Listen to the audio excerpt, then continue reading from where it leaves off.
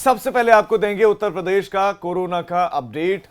उत्तर प्रदेश में 2000 के बेहद नजदीक, 2000 के बेहद करीब हैं इस वक्त कोरोना संक्रमित लोगों के आंकड़े। 1990, जी हाँ, ये 2000 के बेहद करीब, सिर्फ 10 संख्या और जुड़नी है और ये आंकड़ा 2000 पहुंच जाएगा। 1990 इस वक्त संक्रमित लोग हैं। 24 घंटे के भीतर 117 नए केस सामने आए हैं और 8 जिलों में 1392 कोरोना के संक्रमित हैं। सिर्फ 8 जिलों में 1392 संक्रमित हैं और पूरे प्रदेश में कोरोना से 31 लोगों की अब तक मौत भी हो चुकी है। और इसमें सबसे ज्यादा जमात का योगदान है। जो 1990 का आंकड़ा है उसमें 1089 के करीब सिर्फ और सिर्फ तबलीगी जमात या उनके कांटेक्ट में आए हुए लोग हैं। तो ये चिंताजनक जरूर है। 1990 इस वक्त का कोरोना का ये अपडेट एबीपी गंगा सबसे पहले आपको दे रहा है। एबीपी गंगा हर घंटे आपको ये जानकारी देता है कोरोना का अपडेट क्या है उत्तर प्रदेश का। इस वक्त का ये आंकड़ा है 1990 जो 2000 के बेहद करीब है।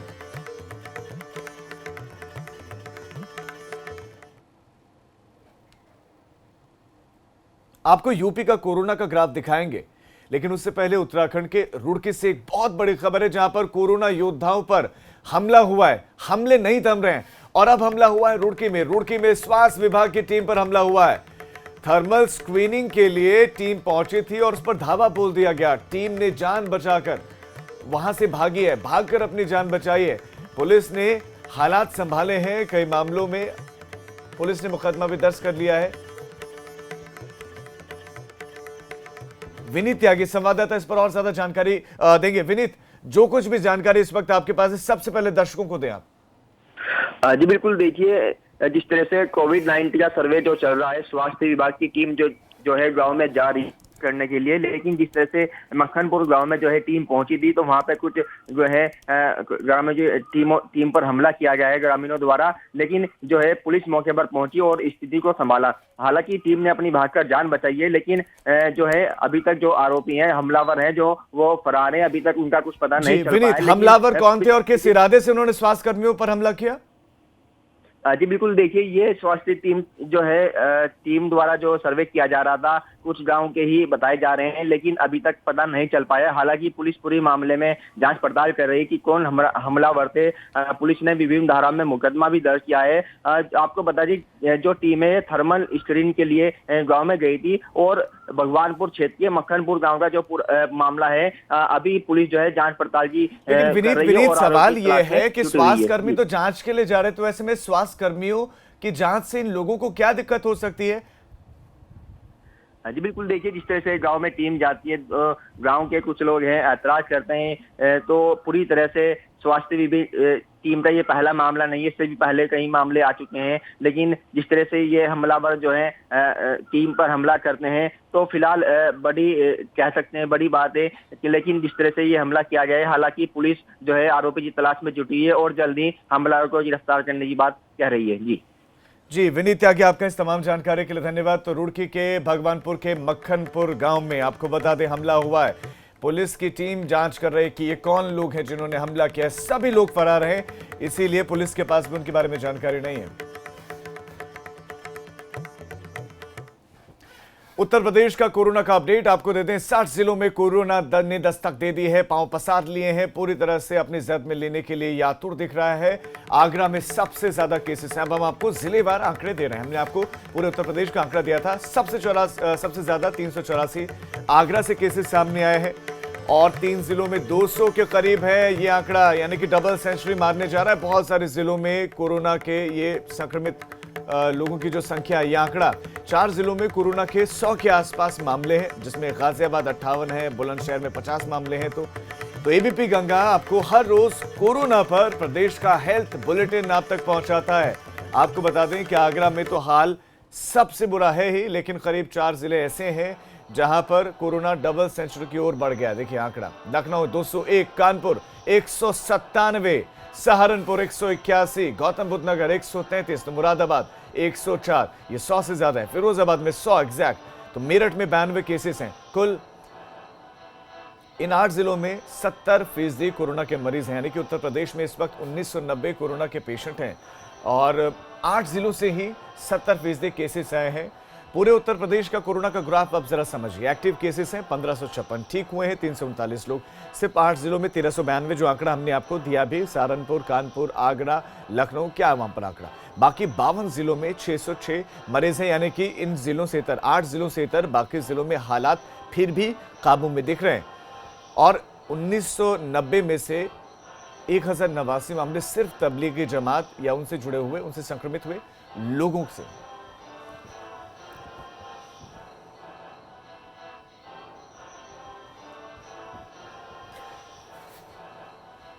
तो हमारे संवाददाता अलग अलग जगहों से हमारे साथ जुड़ गए हैं। नितिन उपाध्याय हमारे साथ आगरा से जुड़े हैं, जो ज्यादा जानकारी वहां से देंगे। प्रभात अवस्थी हमारे साथ जुड़ गए हैं कानपुर से। संतोष शर्मा हमें लखनऊ से पूरा अपडेट देंगे, तो बलराम पांडे पूरे पश्चिमी उत्तर प्रदेश में क्या हाल है वो देंगे। मैं सभी अपने रिपोर्टर्स के पास जाऊं, उनसे अपडेट और जानकारी लूं। उससे पहले खबर कानपुर से जो मिल रही है वो दर्शकों को दे दें। और वो बड़ी खबर ये है, 5 कोरोना के संदिग्ध की मौत हो गई है कानपुर में। जी हां, 5 कोरोना के संदिग्ध की मौत हो गई है कानपुर में। 24 घंटे के भीतर 5 कोरोना संदिग्धों की मौत हुई है। कानपुर में 5 संदिग्धों की मौत हो गई है। कोविड वार्ड के आईसीयू में ये 5 मरीज थे, हालत गंभीर इनकी थी। अभी 5 मृतकों की रिपोर्ट आनी बाकी है। और हमारे संवाददाता कानपुर से प्रभात अवस्थी हमारे साथ जुड़े हुए। प्रभात, इस खबर पर आप दर्शकों को जानकारी दें, कहां पर ये लोग भर्ती थे, रिपोर्ट अभी आए नहीं, तो क्या पता डॉक्टर्स क्या कुछ कर रहे हैं, इसकी मौत के पीछे क्या कारण दे रहे हैं डॉक्टर्स? जी बिल्कुल, आपको बताना चाहूँगा कि जो ये 5 संदिग्धों की मौत हुई है, ये बीता जो 24 घंटे का वक्त है उस दौरान ये हुआ है। जो वहाँ के डॉक्टर हैं, प्रभारी डॉक्टर हैं, उनका साफ कहना है कि ये सभी लोग जो हैं इनको फेफड़े और सांस लेने में दिक्कत थी, और जिसके चलते इनको जो मेडिकल कॉलेज का हाईलाइट हॉस्पिटल है वहाँ के कोविड वार्ड में भर्ती कराया गया था। और जब इनकी हालत बिगड़ी तो इनको वो वेंटिलेटर पे भी रखा गया था, लेकिन शायद इनको बचाया नहीं जा सका, इस वजह से इनकी मौत हो गई है। फिलहाल जो डॉक्टर है उनका कहना है कि जो कोविड प्रोटोकॉल है उसके तहत सभी की डेड बॉडी है उसका अंतिम संस्कार किया जा रहा है। साथ ही साथ उनके सैंपल्स जो हैं वो टेस्टिंग के लिए गए थे, उसकी रिपोर्ट्स आने के बाद कंफर्म हो पाएगा कि जो मृतक हैं वो पॉजिटिव तो नहीं थे कहीं। जी, कानपुर के किस हिस्सों के रहने वाले थे प्रभात? जी बिल्कुल राजू, अगर कानपुर के हिस्सों की बात की जाए तो अलग अलग क्षेत्र से ये लोग सामने आए थे। बाबूपुरवा, कर्नलगंज, अलग अलग एरिया के लोग थे और काफ़ी इनकी हालत जो है वो ख़राब थी। और ये लोग जितने भी लोग हैं ये संडे यानी रविवार को सुबह से लेकर शाम तक एडमिट हुए। जब इनकी हालत बिगड़ी तो इनको वेंटिलेटर पर रखा गया था, जहां पर इनकी इलाज के दौरान मौत हुई है। तो साफ है कि जो संदिग्ध की मौत का सिलसिला है वो भी कानपुर में थमने का नाम नहीं ले रहा है। लेकिन अगर ओवरऑल अभी कानपुर में डेथ का आंकड़े की बात की जाए, मौत के आंकड़ों की बात की जाए, तो अभी 3 लोगों की कोरोना पॉजिटिव लोगों की मौत हो चुकी है। तो वहीं जो अभी फिलहाल जो डॉक्टर्स हैं वो उनका कहना है कि अभी रिपोर्ट्स आना बाकी है, रिपोर्ट्स के बाद ही साफ हो पाएगा कि ये जो संदिग्ध ठीक है, यानी कि वो रिपोर्ट का इंतजार कर रहे हैं। ये वाकई बहुत चिंताजनक है, क्योंकि ये वो लोग हैं जो संदिग्ध बताए जा रहे हैं, यानी कि इनकी रिपोर्ट पॉजिटिव है या नेगेटिव है अभी नहीं मालूम। सिर्फ सैंपल इन लोगों के जा रखे थे, आइसोलेशन वार्ड में थे, और 5 लोगों की मौत के बाद से वहां पर हड़कंप मच गया। बहरहाल हम जरा आंकड़े भी साथ साथ में आपको दिखा रहे हैं कि प्रदेश के अलग अलग हिस्सों में, अलग अलग जिलों में क्या स्थिति है। और आगरा की स्थिति सबसे ज्यादा खतरनाक है, सबसे ज्यादा भयावह स्थिति आगरा में दिख रही है। 384 का आंकड़ा, आप अंदाजा लगाइए, पूरे उत्तर प्रदेश के अलग अलग जिलों में इतने नहीं है। सबसे ज्यादा, सबसे टॉप पर आगरा है, जो 400 के बिल्कुल करीब है। बाकी जिलों में डबल सेंचुरी के करीब है, तो सिर्फ आगरा सबसे अव्वल दिख रहा है। अब ऐसे में बहुत सारे सवाल खड़े होते हैं कि आगरा में क्यों नहीं स्थिति बदल रही। जो स्थिति बदलने वाले अधिकारी लोग हैं, या तो उनको बदलो या तो स्थिति को बदलो, लेकिन कुछ भी नहीं बदल रहा है। मैं सीधा रुख करना चाहूंगा हमारे संवाददाता नितिन उपाध्याय का। नितिन, आप हमारे साथ कुछ देर पहले जुड़े थे और आपने बताया था कि जो लखनऊ के नोडल अधिकारी हैं वो एक तरीके से वहां पर उन्होंने मंत्र दिए हैं, एक तरीके से स्थिति को काबू में करने के लिए वो कवायद करें। अब सवाल ये है कि जब अनुभव नहीं है तो इस वक्त क्यों एक्सपेरिमेंट किया जा रहा है आगरा के साथ? और वो एक्सपेरिमेंट तो बहुत ही खराब, भयावह आंकड़े दिखा रहा है इस वक्त। और आगरा की सेहत इस वक्त कैसी, वो भी आप दर्शकों को साथ साथ जानकारी दे रहे हैं। देखिए राजीव, बिल्कुल शुरुआत में आपने कहा कि स्थिति बदलो या अधिकारी बदलो, यही आगरा की जनता, आगरा के तमाम जो पॉलिटिकल लीडर्स, तमाम जो आगरा से जुड़े हुए लोग हैं वो यही एक ही बात कह रहे हैं, स्थिति बदलो या अधिकारी बदलो। लगातार सवाल खड़े हो रहे हैं आगरा के प्रशासन पर, और ख़ासकर आगरा का जो मुखिया हैं जिलाधिकारी प्रभु एन सिंह पर। और ऐसे में अब स्थिति ये हो रखी है कि 389 अपडेटेड फिगर मैं राजीव आपको बता दूं 389 फिगर हो चुका है, जिसमें से 10 लोगों की कोरोना से मौत भी हो गई है।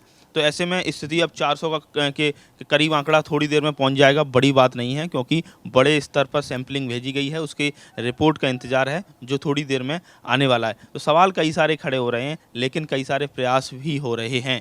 आईएएस जो हैं नोडल ऑफिसर आगरा के आलोक कुमार, उनको भेजा गया है, उन्होंने कई सारे प्रयास किए हैं, लेकिन उससे इन आंकड़ों पर अगर लगाम लगे तभी कहा जा सकता है कि ये चीज़ें बेहतर होंगी। लेकिन कोरोना के साथ साथ कई सारी जो समस्याएं लॉकडाउन की वजह से है, तमाम चीज़ें, उस पर भी काम अब हो रहा है। चीज़ें बेहतर होने की तमाम कवायदें हो रही हैं। जैसे 5 बड़े फैसले के बारे में पिछले सुबह 7 बजे के बुलेटिन में मैंने जैसे बताया था कि पहले सबसे बड़ी बात यह है कि अब केजीएमयू में बड़े स्तर पर सैंपलिंग आगरा की होगी और 200 कम से कम रोज़ाना सैंपलिंग का जो रिजल्ट आएगा वो आगरा में का कोटा 200 का फिक्स कर दिया है। करीब करीब 200 सैंपल आगरा से नितिन अब सवाल ये है कि आप इसके साथ ही आपके ये जो कदम, आप सरकार के जो एक्शन दिख रहे हैं वो ये एक्शन यही है कि अनुभव नहीं है तो अधिकारी को नियुक्त करना पड़ रहा है। तो सवाल ये है कि जैसे स्टूडेंट किसी छोटे बच्चों को सिखाता है और धीरे धीरे वो अनुभव प्राप्त करता है, तो क्या यहाँ पर अनुभव जब आएगा तो क्या अनुभव आए जो है एक्सपीरियंस्ड हो, इसलिए ये एक्सपेरिमेंट किया जा रहा है कि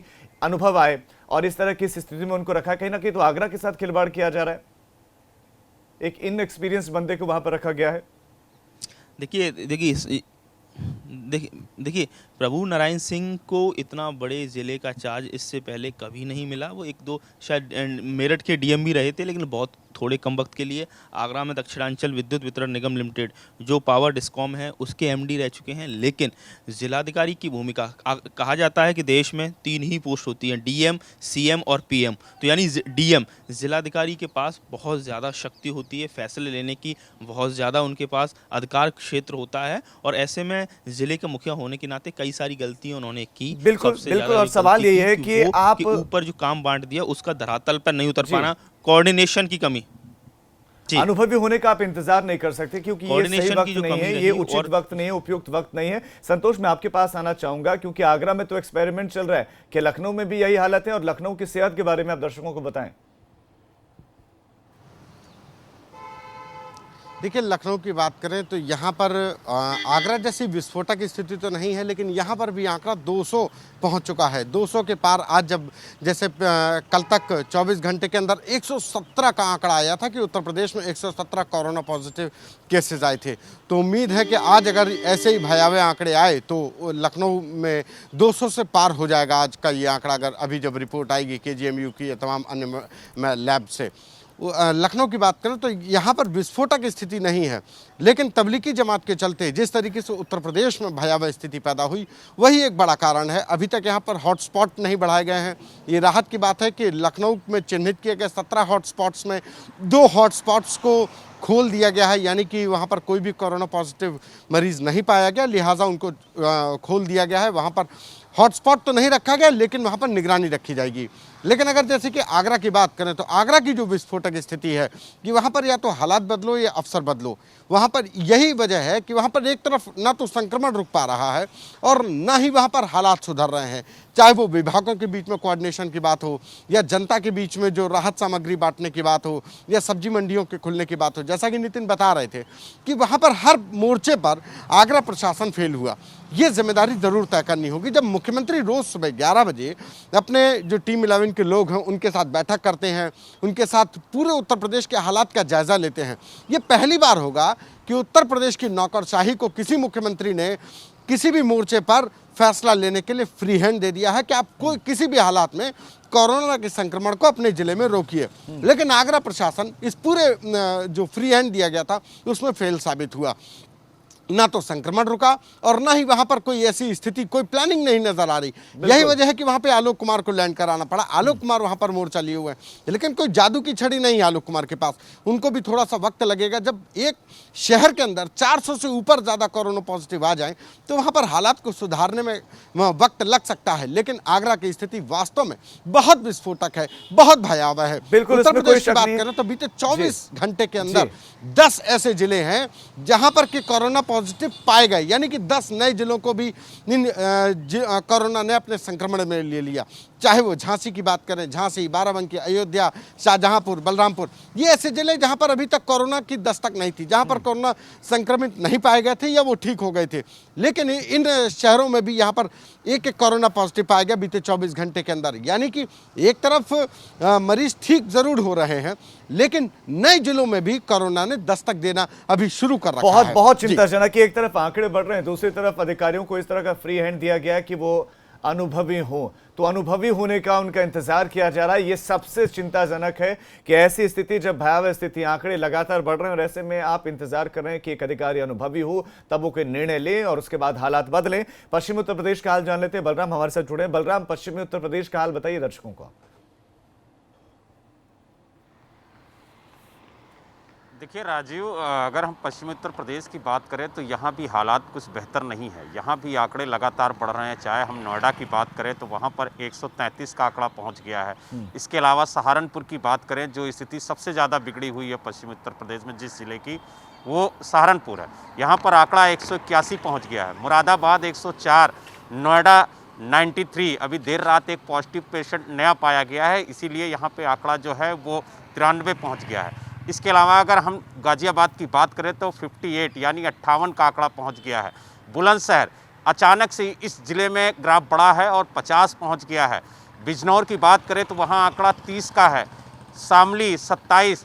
ये सारे ज़िले जो हैं 20 से ऊपर हैं और इन सभी ज़िलों में नोडल अधिकारी भेजे गए हैं ताकि स्थिति का जायजा लें और नए निर्णय लेकर के इन बढ़ते हुए आंकड़ों पर अंकुश लगाएं। लेकिन राजीव, सबसे चौंकाने वाली बात यह है और सबसे सरप्राइज बात यह है कि अधिकारियों को जो नियुक्त किया गया था नोडल अधिकारी के तौर पर, तीसरा दिन है आज उन्होंने अपना चार्ज संभाला है, लेकिन जो तस्वीरें आ रही हैं निकल कर के बाहर सोशल डिस्टेंसिंग और लॉकडाउन के पालन की, वो कहीं ना कहीं धज्जियाँ उड़ती अभी भी दिख रही हैं। और शायद यही वजह है कि जो आंकड़े बढ़ रहे हैं उनके ग्राफ में अंकुश नहीं लग रहा है और लगातार प्रधानमंत्री से लेकर के मुख्यमंत्री तक, WHO तक, हर तरफ से यही गुजारिश की जा रही है कि 2 गज की दूरी जरूर बना के रखें, घरों में रहें, ताकि इस महामारी से बचा जा सके।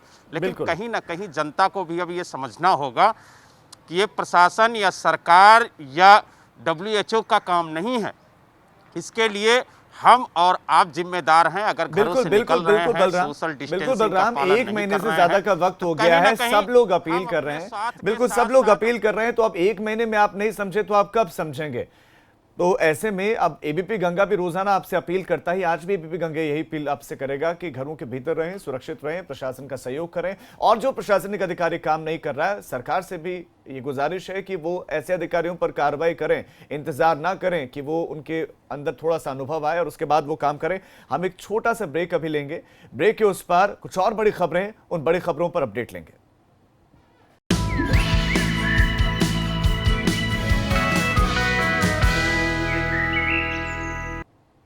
ब्रेक के बाद अब आपको बड़ी खबर देंगे मथुरा से, जहां पर कोरोना संदिग्ध महिला की मौत हुई है। मृतक महिला के 2 भाइयों को कोरोना है, यानी कि महिला के 2 भाई कोरोना के पॉजिटिव हैं और इस बीच में महिला की मौत हो गई है। वो संदिग्ध इसलिए अभी हम कह रहे हैं क्योंकि उनकी कोरोना की रिपोर्ट आई नहीं है।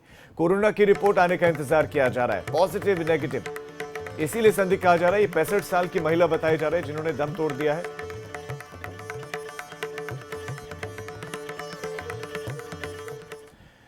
तो हमारे सहयोगी लगातार हमारे साथ जुड़े हुए हैं, अलग अलग जगहों से हम आपको जानकारियां दे रहे हैं। मैं अब रुक करना चाहूंगा कानपुर का, वहां से प्रभात अवस्थी हमारे साथ जुड़े हैं। प्रभात ने अभी 5 संदिग्धों की जो मौत हुई है उस पर तो जानकारी दी थी। इससे प्रभात, अब दर्शकों को कानपुर की सेहत के बारे में बताएं, क्योंकि कानपुर तीसरे नंबर पर पहुंच गया, सहारनपुर को पछाड़ दिया कानपुर ने। जी राजीव, बहुत अच्छी बात नहीं है कि हम तीसरे नंबर पे पहुंचे हैं। यहाँ पर पछाड़ने से ही जीत नहीं होगी, यहाँ पर हारने से जीत होगी। क्योंकि लगातार जिस तरह से कानपुर के आंकड़े बढ़ रहे हैं वो लगभग 200 के पास पहुंच गए हैं। और सबसे बड़ी जो चिंता है प्रशासन की वो अब बढ़ी है, क्योंकि अगर इन आंकड़ों की बात की जाए तो सबसे ज़्यादा प्रभावित करने वाले आंकड़े इस वजह से सामने आते हैं क्योंकि अब कानपुर में पॉजिटिव पुलिसकर्मियों की संख्या जो है वो बढ़कर 12 हो गई है, जो बहुत बड़ी चिंता की बात है। क्योंकि अब कानपुर में अगर कुल बात करें तो लगभग जो केस हैं वो 197 हैं, लेकिन इसमें से जो पुलिसकर्मी हैं वो 12 पुलिसकर्मी पॉजिटिव है। वहीं पत्रकार जो हैं वो 2 पत्रकार भी पॉजिटिव हैं। साथ ही साथ सबसे अहम जो एक पार्षद पति हैं बाबूपुरवा के, वो भी कोरोना पॉजिटिव आए हैं, जो लगातार पुलिस के साथ मिलकर लोगों तक मदद पहुंचा रहे थे, लोगों तक खाना पहुंचा रहे थे, लोगों को जागरूक करने का काम कर रहे थे। तो प्रशासन के लिए चुनौतियां अब बढ़ी हैं, क्योंकि जिस तरह से जो पुलिसकर्मी हैं, पत्रकार हैं या जो समाज सेवा करने वाले लोग हैं, जब ये पॉजिटिव आते हैं तो इनकी जो कॉन्टैक्ट ट्रेसिंग है वो करना मुश्किल हो जाता है, क्योंकि ये इन लोगों को लॉकडाउन के दौरान कोई रोक टोक नहीं है। ये लोग सभी लोगों से मिलते हैं, सभी लोगों के पास जाते हैं, बिना रोक टोक जाते हैं, तो इनकी कॉन्टैक्ट ट्रेस करना बड़ा मुश्किल हो जाता है। तो अब जो प्रशासन है कानपुर का, वो उनके माथे पर लकीरें साफ देखी जा सकती हैं, क्योंकि जिस तरह से कानपुर में लगातार पुलिसकर्मी पॉजिटिव आने का सिलसिला चालू हुआ, तो कल जो रात में जो रिपोर्ट्स आई हैं, जिस 3 लोगों की पॉजिटिव रिपोर्ट, वो सभी के सभी पुलिसकर्मी थे। और सबसे अहम ये है कि अभी तक जो पुलिसकर्मी सामने आ रहे थे वो हॉटस्पॉट एरिया में ड्यूटी कर रहे पुलिसकर्मी थे, जो अनवरगंज कुली बाजार के थे। लेकिन कल जो रिपोर्ट्स में जो इंस्पेक्टर पॉजिटिव आए हैं, वो पुलिस लाइन के RI सेकेंड है, यानी कि पुलिस लाइन में भी अब ये जो कोरोना का खतरा है वो पहुंच गया है। तो वहां पर सैनिटाइजेशन किया जा रहा है और जो लोग हैं उनकी स्क्रीनिंग करी जा रही है, या कहा जाए कि पुलिस लाइन को सील करने की तैयारी की जा रही है। कम से कम अलर्ट हो गया है जब से केसेस बढ़ रहे हैं। आप सभी का मेरे साथ जुड़ने के लिए, तमाम जानकारी के लिए नितिन, प्रभात, संतोष और बलराम, आप सभी का शुक्रिया। तो लगातार केसेस बढ़ रहे हैं, तो जो स्वयंसेवी संस्थाएं जा रहे हैं, लोगों के बीच में जा रहे हैं, उनसे भी ये अपील है कि वो एहतियात बरतें, क्योंकि अगर वो कोरोना पॉजिटिव मिलते हैं तो उनके जरिए बहुत सारे लोगों तक कोरोना पहुंच सकता है। बहरहाल कोरोना का कहर पूरी दुनिया में दिख रहा है, करीब 185 से ज्यादा देश इस महामारी की चपेट में है। कोरोना काल में दुनिया के कई देश हैं जो इसकी चपेट में है, उनके हाल क्या है इस रिपोर्ट में आपको दिखाते हैं। दुनिया भर में कोरोना वायरस से मरने वालों का आंकड़ा बढ़ता ही जा रहा है। इसी आंकड़े को देखते हुए बर्मिंघम की मस्जिदों ने अस्थायी मुर्दाघर बना दिया है।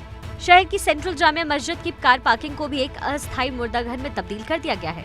इस मुर्दाघर में करीब 150 शवों को रखा जा सकता है। रोजाना 6-7 शवों को यहाँ लाया जा रहा है। मुर्दाघरों में शवों की बढ़ती संख्या को देखते हुए ये पहल की गई। ब्रिटेन में कोरोना के 1,52,000 से ज्यादा मामले हैं, जबकि कोरोना से यहाँ 20,000 से ज्यादा लोगों की अब तक मौत हो चुकी है। अमेरिका से आई ये तस्वीरें बेहद चौंकाने वाली हैं। यहाँ की कैलिफोर्निया राज्य के समुद्री बीच पर हजारों की भीड़ नजर आई। कोरोना के चलते कैलिफोर्निया में लॉकडाउन है, जरूरी सेवाओं को छोड़कर सब कुछ बंद है। बावजूद इसके लोग घरों से बाहर निकल रहे हैं। लोगों की ये भीड़ वीकेंड पर हंटिंगटन बीच पर समंदर की लहरों का लुत्फ उठाते दिखी।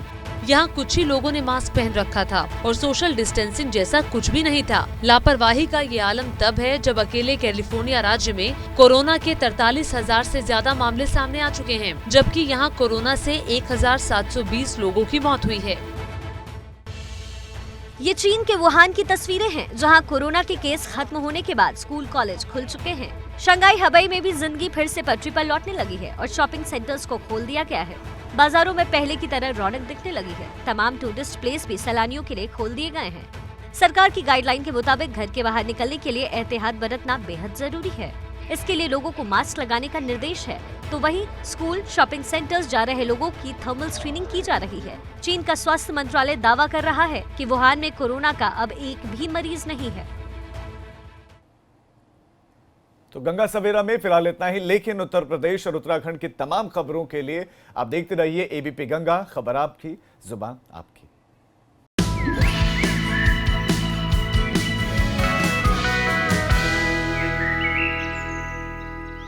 रुड़की से बड़ी खबर आपको देते हैं। रुड़की में जो हमला हुआ था उससे जुड़ा हुआ एक बड़ा अपडेट मिल रहा है और पुलिस ने एक आरोपी को पकड़ भी लिया है, गिरफ्तारी हो गई। एक आरोपी को पकड़ लिया गया है। स्वास्थ्य विभाग की टीम पर हमला हुआ था, ये खबर हमने आपको बताई थी।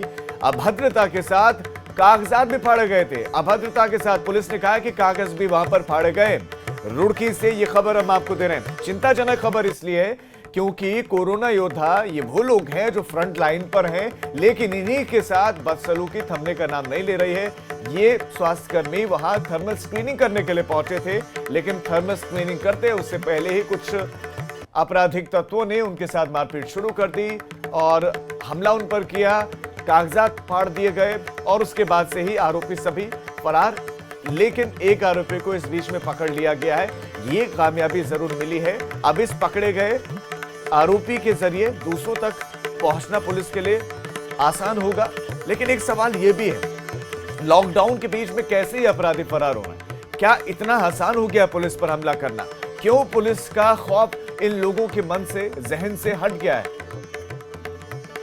स्वास्थ्य कर्मचारियों पर क्यों हमले हो रहे हैं?